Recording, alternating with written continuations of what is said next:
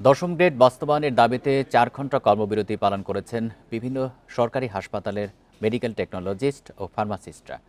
চট্টগ্রামে সকাল ৮টা থেকে অর্থ দিবস কর্মবিরতি পালিত হয়। পূর্ণ দিবস কর্মবিরতির ঘোষণা থাকলেও রোগীদের ভোগান্তির কথা বিবেচনা করে সময়সীমা কমান তারা। দাবি পূরণ না হলে রবিবার থেকে পূর্ণাঙ্গ শাটডাউন কর্মসূচির হুঁশিয়ারি দেন আন্দোলনকারীরা। একই দাবিতে নাটোর, সুনামগঞ্জ, চাঁপাইনবাবগঞ্জ সহ বিভিন্ন জেলায় কর্মবিরতি পালন করেছেন টেকনোলজিস্ট ও ফার্মাসিস্টরা। তবে হাসপাতালে জরুরি সেবা কার্যক্রম চলমান ছিল। রোগীদের কষ্টের কথা চিন্তা করে আমরা আজকে আধা বেলা করে দিছি। আধা বেলা করার মানে এই নয় যে আমরা আমাদের কর্মসূচি কিন্তু চলতে থাকবে। আগামীতে আরো কঠোর থেকে কঠোর কর্মসূচি পালন করবো আমরা, যদি দাবি দেওয়া আদায় না হয়। মেডিকেল টেকনোলজিস্টের ক্ষেত্রে বর্তমান সরকার সম্পূর্ণ বৈষম্যহীন করে রাখছে। আমরা এই বৈষম্যতে থাকতে চাই না।